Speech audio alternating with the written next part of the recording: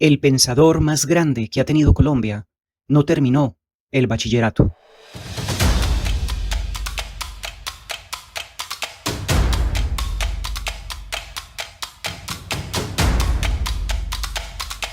El 24 de junio de 1935, desde su finca a otra parte, el filósofo Fernando González vio un fulgor restañando el cielo de Medellín. Dos aviones se han chocado en la pista del Olaya Herrera, le dijeron. El corazón se le arrugó. Sabía que ese día viajaba a Bogotá su amigo Estanislao Zuleta Ferrer. Pronto comprobó que sus peores temores se harían realidad. Se había quedado sin su contertulio favorito, sin el intelectual rebelde que dejaba además un hijo de 4 meses de nacido. El niño se llamaba Estanislao, como su padre. La noticia se conoció en todo el mundo. En el avión de la aerolínea Scatta iba el cantante Carlos Gardel. Su cuerpo, chamuscado por el incendio, tenía placas doradas. Las monedas de oro que siempre llevaba en sus alforjas se habían derretido. Fernando se convirtió en el primer maestro del joven Estanislao. Otra parte fue la catedral, donde se forjaría su espíritu indomable. No podría estar en mejores manos. Margarita Velázquez, su mamá, para no morirse de depresión, abrió un taller de moda en la casa de sus padres en el barrio El Prado. La alta sociedad de Medellín se convirtió en su cliente. Mientras tanto, Estanislao, asmático, taciturno, se refugiaba en los libros y el ajedrez. Un poeta que pretendió, sin éxito, a su madre, le regaló un libro que le terminaría cambiando la vida. La montaña mágica de Thomas Mann. Sumido en el ahogo perpetuo, se sentía identificado en ese mundo de enfermos que buscaban, acaso sin éxito, restañar la salud en ese sanatorio entre las montañas. Las conversaciones intelectuales de sus personajes se le convirtió en una obsesión a Estanislao. Entonces supo que su vida serían los libros. Y no hay nada más contrario al placer de la lectura que el sistema educativo colombiano. Por eso abandonó el colegio en cuarto de bachillerato.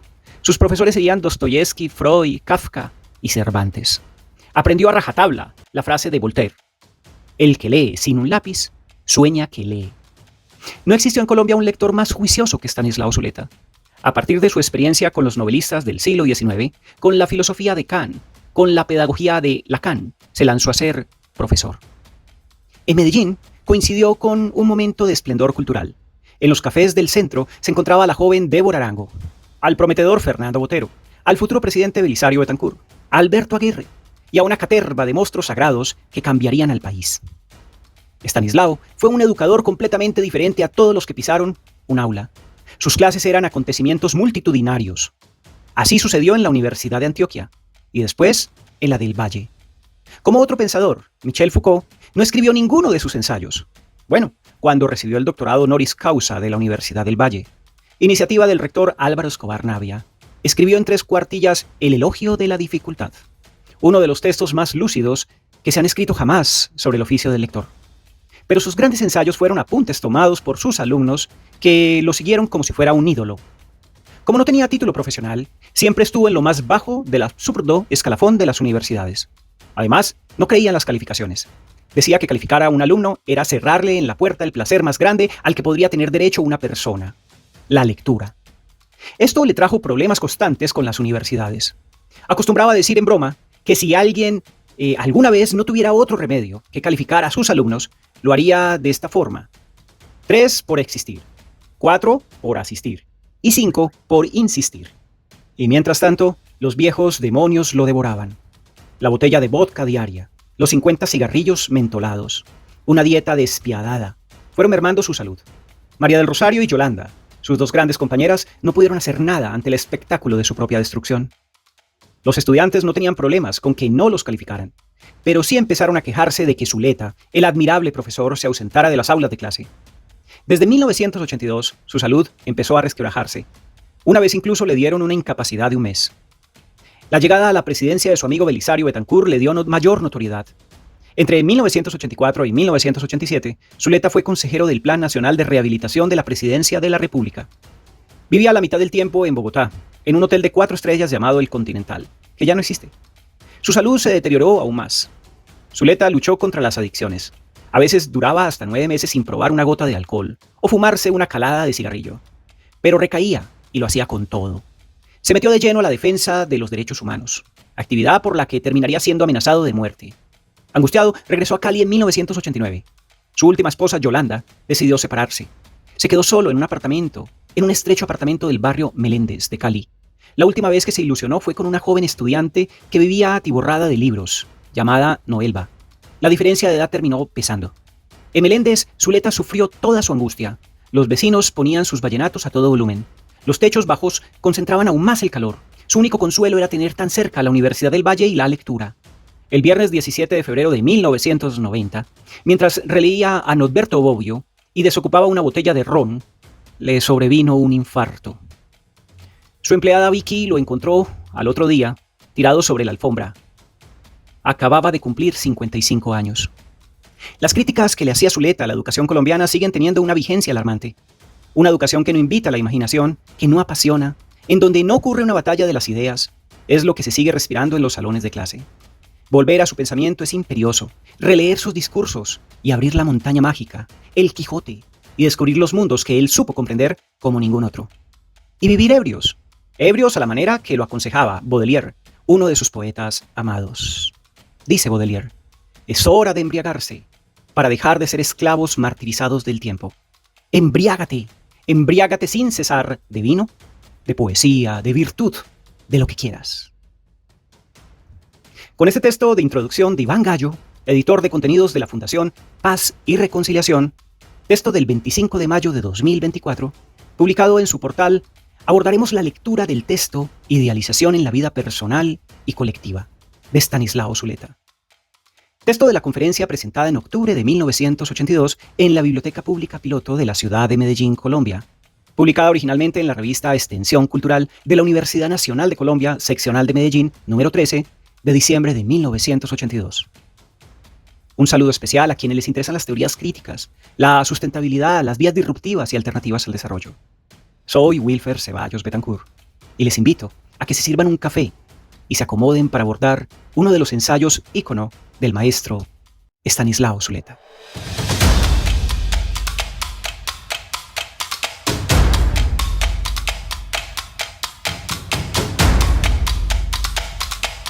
Idealización en la vida personal y colectiva.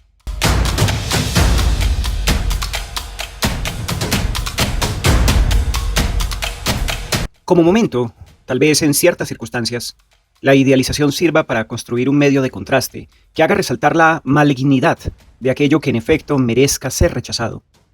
Sin duda, la idealización hace parte del proceso de pensamiento y del trabajo propio de la poesía. Y no hay en realidad ninguna relación ecuánime de objeto. Y esto no por algún defecto o imperfección esencial, sino porque la relación de objeto como tal, trátese de objetos externos o internos, es siempre idealizadora, persecutoria, precisamente en lo que tiene de relación y no es nunca una simple constatación. Por lo demás, este fue nuestro origen y toda relación posterior conserva, en alguna medida, la huella de ese modelo original. No tenemos, por lo tanto, la menor posibilidad de elegir entre idealización y no idealización. Pero podemos establecer una tipología de la idealización, de sus diversos grados de fijación, de sus combinaciones con el desengaño y de los mecanismos de su funcionamiento en el amor, en el pensamiento y en la acción. La exigencia de un realismo que estuviera protegido de antemano contra toda desilusión, que en su deseo de ahorrarse todo desengaño, por temor a que resulte un duelo demasiado doloroso, quisiera la garantía previa de que su objeto, el objeto al que otorgaría su fe y su entusiasmo, no lo defraudará jamás. Hace parte ella misma de la economía de la idealización, ya que se dirige a través del objeto, a través de su reserva, su sospecha y su desengaño preventivo sobre el valor real del objeto, a la confiabilidad de un sujeto omnisciente capaz de captar al otro como transparencia y previsibilidad. La idealización como bloqueo del pensamiento y de la acción. Podemos considerar aquí el problema en sus términos más generales. La idealización del fin, es decir, de la meta o del resultado esperado, se considera frecuentemente como un acicate para la lucha y para la apreciación crítica de aquello contra lo que se lucha en el terreno de la historia personal o colectiva. Pero hay allí una ilusión en extremo peligrosa, ya que la idealización del fin implica precisamente la devaluación de la lucha y del proceso que conduce a él. Porque el fin idealizado, pensado según el modelo de una relación imaginaria de reconocimiento y satisfacción globales, no contiene en sí mismo lucha, negación ni proceso. es el ideal negativo de la felicidad, de Nietzsche, y tiene que hacer de la acción misma el tiempo de la desgracia, del desgarramiento y la carencia. Y precisamente por esto, la acción no se sostiene, sino puede ser a su turno idealizada. Y no porque contenga ya en sí, dialécticamente, el sentido de aquello que persigue, prefigurando el mundo que piensa construir, determinándose como posibilidad real, es decir, como existencia actual de la negación misma, de aquella vida cuya carencia determina la lucha, sino porque al contrario, tiene que alimentarla con el mismo tipo de falsificación de que ha sido objeto el resultado. Hay pues dos maneras de hacer que el fin esté ya presente en los medios. La una consiste en que las características del tipo de vida que se busca pasen al proceso mismo por el cual se buscan. Que la negación de una forma de relaciones humanas sea ya positivamente otra forma de relaciones con otra lógica. La otra consiste en que la idealización del fin pase a los medios. Pero, ¿cómo se lleva esto a cabo si los medios son inevitablemente una lucha? Y el fin está planteado como reconciliación final y supresión de la lucha. Se puede idealizar la lucha misma, construir un grupo fantasma materno como unanimidad protectora, seguridad, garantía de identidad, protección por un ideal del yo común, enfrentado a un mundo exterior amenazante. De esta manera, la lucha continúa, pero la frontera que separa y opone lo exterior y lo interior permite introyectar la falsedad del fin. Los que pensaban que vendría el reino de una verdad absoluta, construyeron organizaciones que ya tenían una verdad absoluta. Esto fue muchas veces explícito. Contra la verdad de la Iglesia solo pueden ser hereje y caer en las tinieblas exteriores. O también, es mejor estar equivocado con el partido que tener la razón contra el partido. Existen otras formas de tratar, en una interpretación objetiva encarnada, la relación del fin y los medios. Una es la supresión de la lucha, oponiendo entonces, por ejemplo, a la imagen de un mundo absolutamente violento y disgregado, el poder imaginario del amor, de la persuasión, de la no violencia. Características del mundo idealizado que se piensa instaurar, como en ciertas sectas cristianas o en Tolstoy. Otra es la supresión de toda relación dialéctica entre el fin y los medios. El fin es entonces el resultado mecánico de unos medios que no están habitados por su sentido, que son actividad inerte, tiempo excluido de toda realización. Pero la figura que aquí nos interesa, la introyección en el proceso de la idealización del resultado, bloquea el pensamiento y distorsiona la acción, porque esa pareja del grupo fantasmal y el mundo externo constituye una falsa contradicción. El grupo ha importado lo esencial de este mundo, la dominación como principio de toda coordinación, la jerarquía rígida y vertical como forma de organización, la distribución de individuos distintos de las funciones de dirección y ejecución, y la reproducción de estas funciones y sus agentes. Y el mundo externo tiene el funcionamiento del grupo como su propio ideal, como ideal de una eficacia no problemática, medida en términos de un resultado en sí, independiente del efecto que la manera de producirlo tiene sobre sus productores. Y es muy sabido con cuánta frecuencia el éxito de estos grupos tiende a producir a partir de su propio modelo un perfeccionamiento y exacerbación del mundo que combatían. Podemos comprender en el ejemplo anterior que la idealización, aunque parezca al comienzo destacar enormemente las diferencias entre la situación actual y aquella que se anhela instaurar, conduce en realidad a asimilar en un sentido más fundamental lo que se pretende contraponer. Hemos visto cómo esas idealizaciones vuelven sobre los momentos de la lucha, sobre los medios, y terminan siendo también idealizaciones del presente en la figura de la institución fantasmalizada. Eficaz, es decir, el partido o la iglesia. Son muy conocidos los crímenes y las orgías de terror a que se entregan estas organizaciones que persiguen un estado perfecto. Y cuántas veces a nombre de la negación de toda violencia se pasa a una violencia sin límite. Idealización e imagen. Es fácil constatar en la vida, sobre todo en el análisis, que la idealización es un proceso que opera por medio de imágenes, que toma determinados momentos del pasado, aislándolos del conjunto, de la totalidad articulada y de la continuidad, confiriéndoles un valor de emblemas, como si en ellas se condensara todo el sentido o se contuviera la esencia de una relación, de una persona o de una época en la vida. Pero en realidad el sentido que así se ejemplifica con una imagen es más una introyección que una interpretación, incluso errada, puesto que lo que de esa manera se aísla se separa de los antecedentes, de las consecuencias y las circunstancias que le imponen su interpretación objetiva. Le confieren un sentido. No es objeto de una interpretación propia, ya que la imagen ideada o recordada, el hecho o el gesto, son captados como manifestación de una esencia y no como síntoma de una problemática, efecto de una situación compleja. Este procedimiento parece conferir un objeto a nuestros sentimientos de ternura, de compasión, de culpa, de amor o a nuestra rabia. Pero en realidad no hace más que retirar al pensamiento todo poder sobre nuestros sentimientos o estados de ánimo actuales, ya que el poder corrector del pensamiento, y es este el que temporaliza, es el poder de sostener la complejidad como tal, en su diversidad articulada, en lugar de desmembrarla en imágenes, acontecimientos, hechos, gestos y palabras, entre los cuales siempre podrás coger aquellos que correspondan a nuestros sentimientos actuales y que nos permitan creer que los recibimos como un efecto de la esencia del objeto que se manifiesta en la imagen. Este procedimiento puede consistir en la producción del momento mítico, ya que, como dice Sartre, no es raro, en efecto, que una memoria condense en un solo momento mítico las contingencias y las repeticiones de una historia individual. Y esto es válido, como se sabe, tanto para la memoria individual como para la memoria colectiva que produce igualmente su momento. Lévi-Strauss mostró muy bellamente hasta qué punto la ideología política y el relato histórico tienden a producir estos momentos míticos. Planteaba Lévi-Strauss: para el hombre político y para quienes lo escuchan, la Revolución Francesa es una realidad de otro orden. Esquema dotado de una eficacia permanente que permite interpretar la estructura social de la Francia actual, los antagonismos que en ella se manifiestan y entrever los lineamientos de la evolución futura. Así se expresa Michelet, pensador político al mismo tiempo que historiador. Aquel día todo era posible. El porvenir se hizo presente. Es decir, ya no habrá más tiempo. Fue un relámpago de la eternidad. Estas fueron palabras de Lévi-Strauss. De esta manera, en medio de un relato histórico, se detiene el tiempo y se produce el acontecimiento intemporal, a la vez irreversible y premonitorio. También en la vida personal el acontecimiento absoluto, irreversible y premonitorio, se produce continuamente, sea con características catastróficas o fundadoras de una nueva vida. El objeto vinculado a este acontecimiento es el objeto idealizado.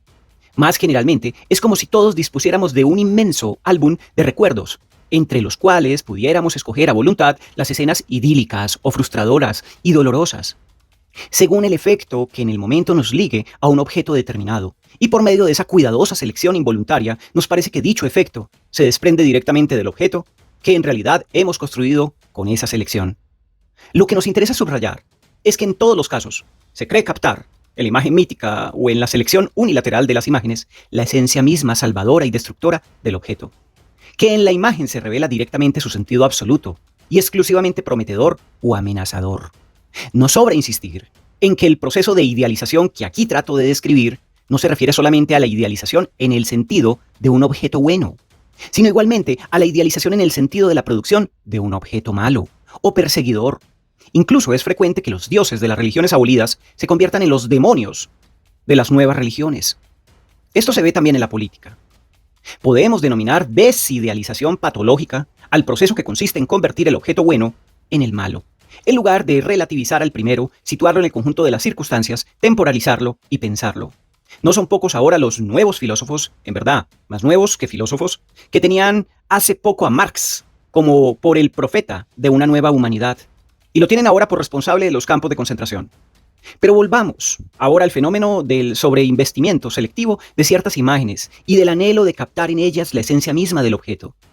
Ocurre que, necesariamente cuando valoramos a los otros, de esa manera aspiramos a ser valorados de la misma manera, y en consecuencia, a ser acogidos absolutamente por otro y por otros, como esencia, y a producirles imágenes a través de las cuales puedan captarnos así.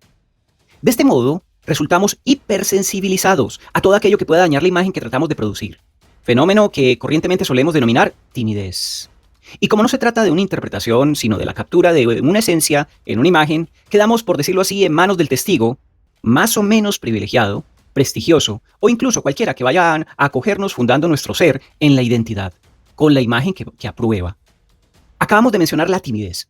No nos referimos aquí solamente a las manifestaciones evidentes del fenómeno como la angustia y el descontrol por no poder prever y dirigir el efecto que producimos en los otros, sino a la fuente del problema, que consiste precisamente en la sobrevaloración de las imágenes como indicadoras de esencia, sobrevaloración que empleamos para considerar a los otros, que se vuelve por lo tanto un criterio inevitable y amenazador de nuestra actualidad. Es posible, desde luego, escapar a la timidez por un procedimiento verdaderamente drástico, como el que consiste en una identificación más o menos loca, quiero decir total, con una determinada función social codificada. El gerente, la secretaria, el barrendero, etc. Porque la locura puede consistir tanto en la pérdida de la identidad como en una identidad absoluta e inmutable. Lacan decía que loco es un hombre que se toma por Napoleón, aun si se trata de Napoleón. Pero si no se consigue este logro, desastroso, y sin embargo se mantiene vivo el principio del sobreinvestimiento de la imagen. Entonces, la timidez seguirá siendo indicio de nuestra demanda de idealización, aunque tratemos de evitar sus manifestaciones por medio de una negación imposible de los testigos molestos y un refugio en los testigos que creemos definitivamente seducidos. El problema no se resuelve sino cuando se abandona definitivamente el anhelo de ser captado y aprobado en un golpe de esencia y se valora en cambio la complejidad y contradictoria de la vida. El trabajo como autoproducción riesgosa en el tiempo, como continuidad en permanente reinterpretación, la comunicación interhumana, siempre incompleta e inscrita en condiciones específicas, que no son la simple mirada. Encanto y terror de la imagen. Pero la imagen, es decir, fantasía, recuerdo o percepción, no es una simple pantalla para proyectar nuestras emociones y pretender luego derivarlas de ella. Su encanto y su terror están fundados en el texto desconocido que viene a condensar. No es un estado de ánimo, sino un drama oculto, lo que resulta representando para el fóbico en la escena o situación que lo aterroriza. Pero precisamente es el carácter informulable del drama, su falta de movilidad y de productividad de sentido lo que condena al fóbico a una interpretación cerrada de la escena. Asimismo, en el otro extremo de la vida están las imágenes del amor, pasión, gestos, actitudes, rasgos y acentos, en los que se lee condensadamente no ya la amenaza de una identidad precaria, sino la promesa de una nueva identidad, la esperanza de una mirada que denuncie la precariedad del esquema de comportamiento en que veníamos repitiéndonos y habrá un margen de confianza para intentar otra cosa. De una mirada que apruebe posibilidades latentes, que nunca pudieron ser ejercidas, porque los seres para los que esencialmente existíamos no podían soportarlas. Por eso, mientras la escena fóbica indica un endurecimiento de los esquemas protectores, la escena amorosa desata un comportamiento exploratorio que introduce algo de juego y de ensayo en los gestos más simples de la vida, en la manera de caminar, de sentarse y de mirar por la ventana. No se trata, por lo tanto, de llevar a cabo una crítica general de la imagen, como las intentadas por Sartre en su primer periodo, ni es suficiente tampoco una simple refutación de la empresa, en efecto, absurda, de capturar en una imagen el sentido que solo puede generarse en un texto, en un proceso, en un conjunto determinado de relaciones. Ese error no es superable y es constitutivo. Lo que se le opone no es la verdad pura y racionalista, ni la realidad bruta en sí, que, como mostró precisamente Sartre, no es más que el correlativo noemático de la náusea. De lo que se trata es que la imagen, con su inevitable fuerza, conserve un carácter exploratorio de proceso, se mantenga abierta al drama que le da su vigor, induzca posibilidades productivas. Entonces, hace necesariamente parte del proceso del pensamiento y de la producción artística, y no tiene por qué ser en sí misma demandada de idealización o terror de refutación. Pero mientras sea añorada como momento conclusivo, apoteosis del instante, actualización de una tendencia realizada, solo puede bloquear esos procesos. De esa manera la imagen puede ser estudiada como una de las encrucijadas en las cuales se bifurcan los caminos de la idealización y la sublimación. Freud insiste sobre todo en Introducción al Narcisismo, en el carácter radicalmente diferente del proceso de idealización y el de sublimación, los cuales no solo se diferencian, sino que en algunos aspectos se contraponen. Por ejemplo, con relación a la represión, que la idealización favorece el contrario de la sublimación. Este concepto de sublimación, bastante desafortunado, que Freud nunca desarrolló, podría caracterizarse rápidamente diciendo que consiste en la conversión de las pulsiones parciales y de la lógica particular de cada una de ellas, así como de los mecanismos inconscientes en poderes creativos. Es una economía de la imagen lo que permite distinguir los dos caminos. La imagen puede estar inscrita en el proceso de sublimación y abre entonces el juego de imágenes, de pensamientos y de emociones. Permite iniciar la exploración riesgosa y no gobernable de una significación desconocida. O bien, puede estar fijada y sobreinvestida en el proceso de la idealización. Y entonces es ya solo la imagen protectora o amenazadora de una identidad imaginaria. Y opera, si así puede decirse, por medio de exteriorizaciones simples como lo interior y lo exterior, el bien y el mal, la gratificación y la frustración, etc. Demanda y oferta de idealización.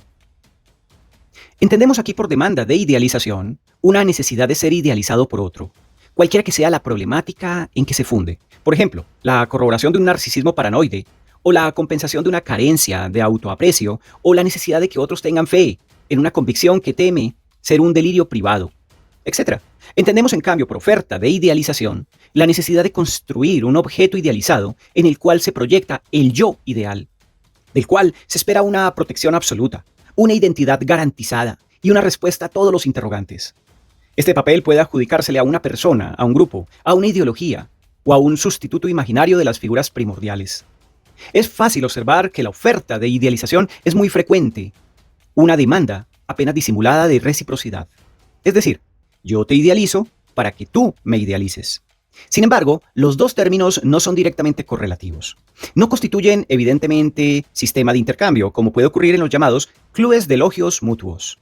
Por el contrario, la demanda y la oferta de idealización, si tomamos el término en el sentido fuerte que aquí nos interesa, es decir, vinculando a las necesidades de la identidad y a la organización del deseo, y despojados de todo carácter consciente o preconscientemente instrumental, pueden y suelen ser dos fenómenos perfectamente diferenciales y que solo se requieren el uno al otro precisamente en la medida en que se contraponen y se fijan en sujetos distintos. Podemos encontrar, por ejemplo, una oferta de idealización desprovista de toda demanda recíproca, y en ese sentido es lógico prometer a los simples de corazón que ellos verán a Dios. Es muy simple y es muy posible incluso que no tengan que ir buscando demasiado lejos, ya que pueden hallarlo en cualquier parte, en un padre, un patrón, un hermano mayor, etc., ya que su simpleza consiste precisamente en una necesidad de idealizar a otro tan grande, que ha matado en ellos toda crítica, toda malicia y todo sentido de humor. El que tema de antemano toda sospecha y todo recelo que pueda obligarlo a pensar por sí mismo y anhele, por el contrario, sumarse a toda palabra que quiera enseñarle lo que hay que hacer, pensar y desear, ese ya va en busca del líder o del profeta y no dejará de encontrarlos. Este problema bastante complejo lo veremos un poco más adelante. Observemos por ahora que de ese otro lado, hay muy diversas formas de demanda de idealización y que son muy diferentes sus relaciones con el pensamiento, el amor y el humor. Tal vez el punto que mejor permita clasificarlas es su relación con el pensamiento. Tomemos en primer lugar el caso de una demanda de idealización global en forma de una aprobación incondicional dirigida selectivamente a un objeto determinado. Es decir, la madre y las figuras maternizables. Demanda que requiere continuamente la prueba de su incondicionalidad y por lo tanto no tiene por qué dar nada a cambio, ni realizaciones, ni protección, ni amor, ni coherencia, como ocurre en el caso del marido o el amante atarbán que se ofrece a la adoración de la sierva víctima, en el narcisismo de su ser falo, o el caso de la bella indolente e incorregible, del que constituye un magnífico ejemplo el capítulo 4 del Eterno Marido de Dostoyevsky, es decir, la mujer, el marido y el amante. O del jefe, que solo se siente verdaderamente acatado cuando logra la sumisión ciega a su arbitrariedad. O del hijo, calavera, que necesita medir la preferencia de que es objeto por la magnitud de lo que tiene que serle perdonado. No es difícil comprender que este tipo de demanda de idealización, lejos de constituir un motor para el pensamiento, constituye precisamente un freno, ya que no exige de sí ninguna realización, ninguna coherencia. En el otro extremo, por lo que respecta al pensamiento, nos encontramos con las figuras del pensador y el artista que se debaten con la locura y que temen que su capacidad de salir de lo ya sabido, de lo ya pensado y de lo ya dicho, termine en la soledad sin retorno del delirio, sino hay otros que acojan su palabra y se la apropien. No nos hagamos ilusiones sobre este punto. Por muy poderoso que pueda ser un proceso de sublimación, es perfectamente compatible. Sin embargo, con una demanda de idealización. Nos asombramos a veces de la susceptibilidad de los grandes maestros frente a las menores divergencias de sus discípulos disidentes. Es como si necesitaran contar con un amplísimo margen de confianza. ¿Por qué no decir de fe? Es decir, la fe. Confianza en vez de fe. Para que en el fondo de su pensamiento pudiera ser realmente captado. Porque ninguna teoría está protegida contra el delirio y ningún pensador contra la demanda de idealización. Porque oír no es solamente seguir un encadenamiento de razones lógicas, sino también participar en una experiencia, ponerse en el lugar del otro. Y en esto intervienen necesariamente la identificación y el amor. No hay ilusión más ingenua que la de creer que se puede vivir sin ilusiones, ni fe más ingenua que la de creer que se puede pensar sin fe. Lo que realmente importa, sin embargo, es saber en qué medida el proceso vital e intelectual es capaz de volver críticamente sobre sí mismo, de ser revisionista, o si por el contrario se conserva patológicamente ortodoxo. Pero es allí precisamente donde está el gran peligro, porque desde la idealización y el amor se corre el riesgo de aceptar cualquier cosa. Y por ejemplo, de no aprender ya nada, sino solamente recibir una revelación. La revelación es el momento en que un drama personal informulable, que solo puede hablar por medio de inhibición, síntoma y angustia, encuentra de repente la posibilidad de alcanzar una forma de existencia colectiva en la palabra del profeta, en el texto, en el discurso del otro, o del otro, el amante.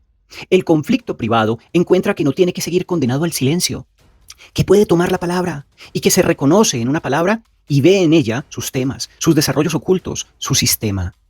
Y en los hombres a quienes esa palabra liga, es decir, religiona, sus hermanos y sus destinatarios ideales, como también en todos aquellos a quienes el mismo malestar, la misma opresión silenciosa que él tuvo, hace candidatos de la elección para la conversión, y a los cuales podrá ofrecer la evidencia fulgurante que él recibió.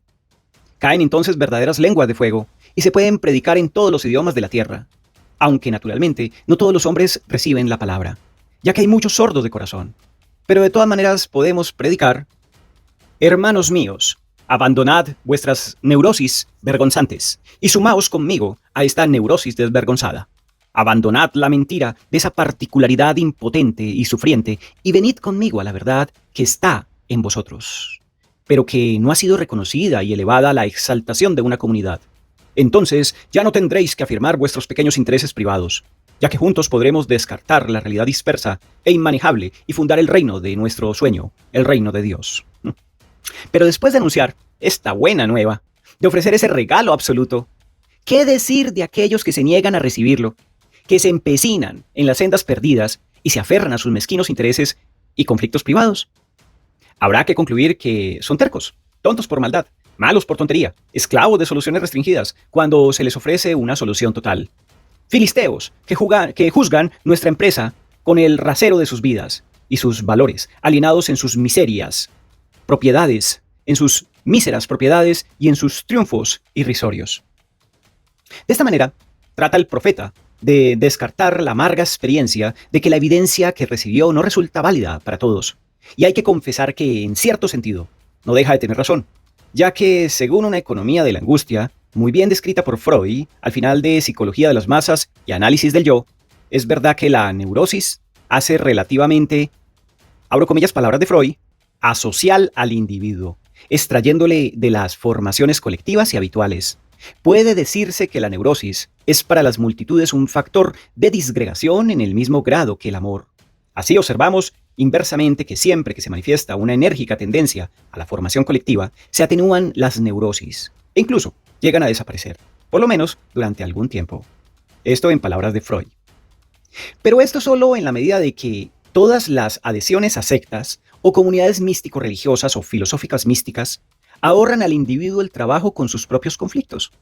Sin embargo, cualquiera que dé una somera mirada a la historia sabe que cuando estas sectas o comunidades adquieren un gran éxito, suelen producir también verdaderas catástrofes colectivas. En cuanto a la oferta de idealización, puede también ser una oferta colectiva. Y Marx señala muy pertinentemente en el 18 Brumario de Luis Bonaparte que los pueblos, abro comillas para Marx, en épocas de mal humor pusilánime, juzgan dejar que los voceadores más chillones ahoguen su miedo interior. Cierro comillas, Marx. Dostoyevsky describió en La leyenda del Gran Inquisidor casi toda la gama de esa demanda de idealización, no solo de autoridad y de protección, sino incluso de misterio. El anhelo de creer en una palabra radicalmente ininteligible, porque un mensaje que puede ser entendido no necesita ser creído, y no nos ofrece por lo tanto la posibilidad feliz de renunciar a pensar, a todo lo que el pensamiento tiene de angustia, imprevisibilidad, y por lo tanto riesgo para nuestra vida. ¿Y cuántas veces el hombre prefiere más bien que una convicción trabajosamente conquistada, relativa y modificable, una verdad absoluta y tanto más incuestionable cuanto que es perfectamente incomprensible, e inclinarse ante ella? Debemos señalar aquí que existe una relación fundamental entre la oferta de idealización y la culpa. Los amargos reproches del profeta hacia todos aquellos que permanecen refractarios a su revelación suenan sin duda solamente como acusaciones, pero proceden también oscuramente de la culpa. Tratan de borrarla, y convertirla en condenación de los otros.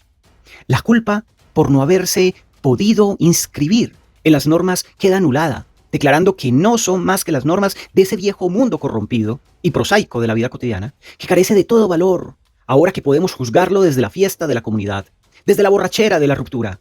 La culpa por el sufrimiento causado a los seres queridos, o por la hostilidad hacia ellos, que son siempre en alguna medida objetos de identificación, queda redimida declarando que tanto ellos como nosotros éramos frutos de un mundo de perdición y que los convocamos ahora a seguirnos a un nuevo nacimiento. La culpa que procede de un yo ideal, inflado, imaginario, en comparación con el cual nuestro yo real resulta despreciable y condenable, queda anulada precisamente por la demanda de idealización, por la demanda de que ese yo ideal quede actualizado y validado por la fe de los otros, por su aprobación incondicional. En cuanto a la oferta de idealización, hay que precisar que no es solamente una oferta de amor, sino también de proyectar, como decía Freud, nuestro superyo en un objeto externo. Y ya no habrá entonces más culpa que la reticencia que quede en nosotros con respecto a nuestra adhesión a él, y la hostilidad que implica siempre la inevitable ambivalencia de todo amor. Pero esa reticencia y esa hostilidad la podemos siempre proyectar sobre el otro, el judío, el trotskista, el contumaz apóstata. Para que no queden equívocos en este punto, es bueno aclarar que si bien son pertinentes todas las críticas desde Spinoza hasta nuestros días, se han hecho a la conciencia culpable y a las teorías religiosas jurídicas o filosóficas en que se racionaliza, en cambio el sentimiento de culpa como tal no se deja refutar. Como no se deja refutar una forma cualquiera del deseo. Hace parte de la economía de la vida y del pensamiento. El problema consiste, más bien, en la manera como este fenómeno, que tiene sus raíces en la larga dependencia inicial del ser humano con relación a objetos, que son a la vez del deseo, del amor, de la identificación y de la hostilidad, se inscribe en la economía de la idealización, y entonces trata de liquidarse mágicamente o de proyectarse en otros. O bien, tiende a superarse en la dirección de un reconocimiento de nuestras tendencias contradictorias. Encanto y terror de la palabra. No hay ninguna palabra inocente, neutral, puramente denotativa. Incluso, allí donde se procura producir conceptos o signos artificialmente monosémicos, unívocos, es decir, en el lenguaje de la ciencia. Solo resultan eficaces y operatorios en la medida en que logremos mantener reprimida la proliferación de sentido, el valor de amenaza y promesa que son propios del signo. Hasta los números naturales y las figuras de la geometría plana están permanentemente asediados por una valoración simbólica que lo refiere al orden del deseo, la palabra que pareciera poseer un sentido más independiente del contexto, el hombre propio, es justamente aquella que está más íntimamente ligada al poder.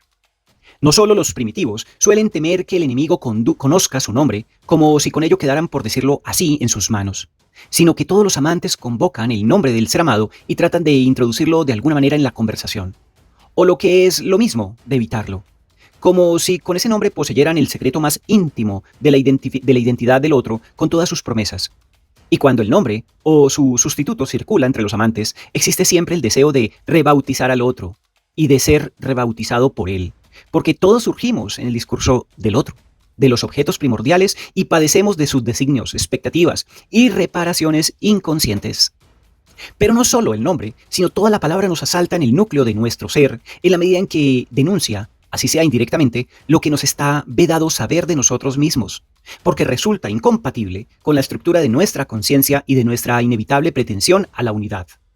O bien, porque nombra y libera lo que permanecía silencioso en nuestra vida, hablando solo el lenguaje de los síntomas, sea porque, como ocurre en el humor, una palabra acertada nos indique que ahora sobra el esfuerzo para mantener reprimida una tendencia de nuestro ser, deseo u hostilidad, y que podemos reconciliarnos con ella hasta el punto de que la energía que empleábamos para callarla quede sobrante y se manifieste como risa, sea porque, como ocurre en el amor, todo discurso del otro se dirija ocultamente a nosotros como la garantía de su validez, y todos nuestros discursos se dirijan al otro como a un testigo privilegiado, capaz de validar no solamente nuestras proposiciones coherentes y verificables, que no lo necesitan, sino nuestros tartamudeos y nuestras muletillas más particulares. Hace casi 30 años, Lacan reprochaba con razón a Freud al haber dejado en la sombra la fuerza de la palabra en su capítulo sobre las masas artificiales, la iglesia y el ejército, y decía, abro comillas, La ironía de las revoluciones consiste en que engendran un poder tanto más absoluto en su ejercicio. No como se dice porque sea más anónimo, sino porque está más reducido a las palabras que lo significan. Y más que nunca, por otra parte, la fuerza de las iglesias reside en el lenguaje que han sabido mantener. Cierro comillas, esto en palabras de Lacan. En efecto, el poder que pretende amar a todos sus súbditos, protegerlos y trabajar por su bien, demanda ante todo ser objeto de una idealización muy precisa.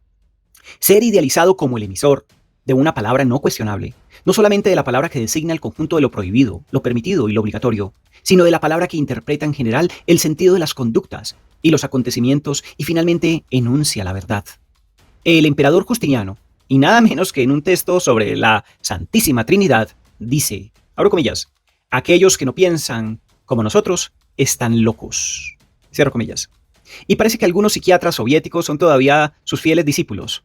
El poder pretende que su palabra produzca el famoso consenso social con el cual, si bien no todos los problemas quedarían resueltos, al menos, y en esto es lo más importante, serían interpretados de la misma manera, y si algún aguafiestas viene a dañar esta alegre comunión del sentido y dice tercamente como Galileo, entre comillas, pero se mueve, debe saber que queda condenado a mentir sobre su propio pensamiento, al silencio y a la soledad. Recordemos esas palabras de Galileo, cuando finalmente sale de su juicio y confirma, pero se mueve. Y cuando el poder siente que ha perdido la credibilidad, su demanda de amor se convierte en persecución y censura. O bien, puede tratar de recuperarla produciendo o designando un enemigo exterior en la confrontación con el cual todos tengan que estar unidos a riesgo de la derrota, la ruina o la muerte. Lo que tiene la ventaja nada despreciable de que toda diferencia interna puede hacerse aparecer como una complicidad de hecho con el enemigo externo. Si tomamos ejemplos más o menos extremos, es para destacar una tendencia allí donde está exacerbada hasta lo patológico y para indicar un mecanismo que opera igualmente en la interlocución de los individuos. Todo discurso contiene inevitablemente una demanda de amor, de corroboración, de reconocimiento y arriesga, por lo tanto, ser defraudado, desconocido o peor aún, desatendido. Incluso, el discurso que se opone directamente al otro apela indirectamente a la aprobación y al amor de los terceros, presentes o ausentes que lo acompañan en esa oposición. Pero el discurso paranoico tiene, como se sabe, la particularidad de que habla desde la evidencia, sea en los celos interpretativos o en el delirio de persecución, y el que no lo corrobora absolutamente denuncia por ello mismo una ceguera total o su complicidad directa con el enemigo. No hay, en esta palabra sin riesgo, cabida para ninguna hipótesis, ni proceso de verificación, ni intento de demostración, ya que el otro, el destinatario, que no es en realidad más que un yo especular, debe constatar pasivamente la verdad, que se le demuestra sin lo cual pasa al campo enemigo. En una organización psíquica muy diferente, nos encontramos con el temor a ser invadido por el pensamiento del otro, habitado por su palabra, despojado por lo tanto de una palabra propia y en consecuencia, anulado como sujeto del pensamiento y del deseo. Estas distorsiones patológicas de la intercomunicación, por opuestas que parezcan, tienen sin embargo un fondo en común. Hubo en efecto un tiempo de comunicación sin distancia en que la palabra de la madre no podía ser sospechosa ni diferir de la realidad, y el sujeto puede quedar fijado a ese tiempo en el que su ser para otro era simplemente su ser, porque su madre no pudo hacer el duelo de su nacimiento, es decir, permitirle nacer otra vez como sujeto autónomo, o al menos diferente, y ni siquiera permitió que su palabra fuera relativizada por un tercero, generalmente el padre. Y el retorno a esa confusión primitiva puede ser vivido en el horror, como el peligro permanente de una intrusión despersonalizante o tratar de invertirse ocupando el papel del emisor primordial que constituye la realidad. Pero puede también ser objeto de un anhelo de retorno al narcisismo, sin falla de la pareja especular. Y finalmente es posible escindir la figura materna, que puede estar representada por el padre real, en una imagen persecutoria, y otra que nos ofrece la plenitud. Por ejemplo, en la Esfinge y Yocasta, el dragón y la princesa. Sin duda, no tendría interés esta breve incursión en un terreno tan conocido, hoy de la patología individual, si no fuera porque todo el amor normal, pedimos perdón por esta fórmula contradictoria, no estuviera continuamente amenazado por estas tendencias, y sobre todo, porque en las formaciones colectivas suelen predominar abiertamente sin que nadie las note.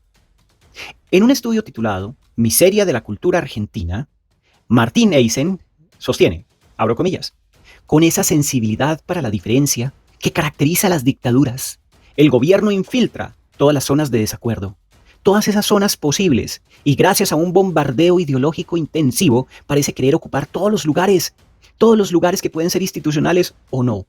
La trama de los lazos entre la sociedad civil y el Estado tienden a apretarse, haciendo desaparecer todas las disensiones. La dictadura tiene su ideal, es decir, la simbiosis. Cierro comillas. Esto en palabras de Martin Eisen. Que un gobierno terrorista que no puede hacerse ilusiones sobre la opinión que le merece a la inmensa mayoría de la población, ni sobre los intereses de clase y de casta que representa en el poder, se proponga semejante ideal, es algo sin duda grotesco. Pero hay que saber que todo gobierno que se lo proponga, cualquiera que sea el grado de entusiasmo que despierte en las masas, y precisamente en la medida en que se lo proponga, conduce al terror. Existe hoy, desde luego, formas mucho menos burdas de intimidación, pero que parten también a su modo de la fórmula siniestra según la cual el que no está conmigo está contra mí.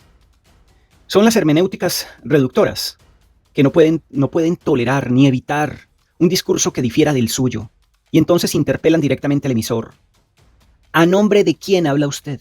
¿De qué intereses? ¿Con qué intenciones? Identifíquese, porque si no, nosotros lo desenmascaramos. Y más que el enemigo declarado que entra en su propia lógica, les molesta un discurso que no declare los signos de su pertenencia, que no presente un léxico marcado, sembrado de contraseñas, una jerga reconocible. Porque ese es el discurso que puede amenazar su monopolio del sentido, introducir la polisemia, la interrogación y la relativización en la terminología más consagrada, en los mojones inconmovibles del idiolecto.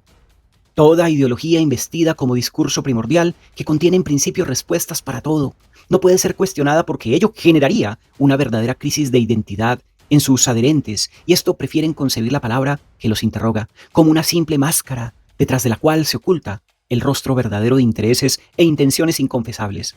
La fuerza y la peligrosidad de esta posición procede de que en alguna medida está en todos nosotros, de que todos tenemos la añoranza de una unidad perdida, y hacemos nuestra oferta de idealización a una palabra que nos designe, al fin, el sentido del mundo y nuestra situación en él.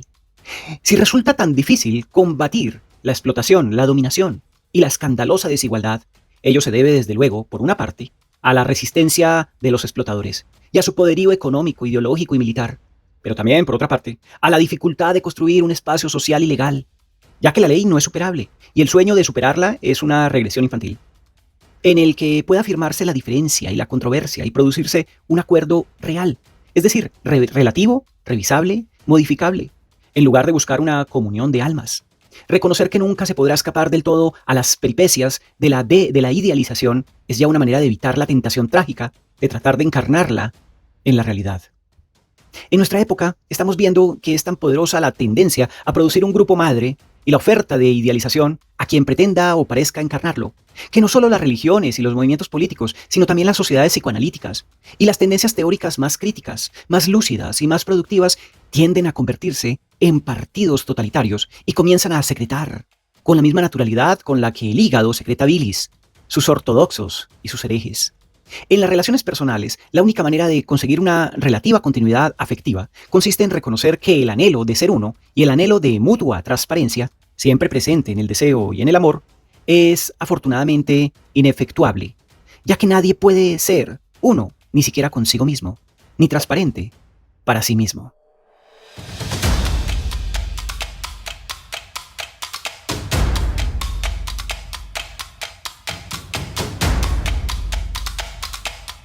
Hemos llegado al fin del texto Idealización en la vida personal y colectiva del maestro Estanislao Zuleta, el cual nos devela que irremediablemente idealizamos permanentemente nuestra vida cotidiana y que no podemos huir de esa forma de construcción de identidad y sentido en la existencia misma del ser humano.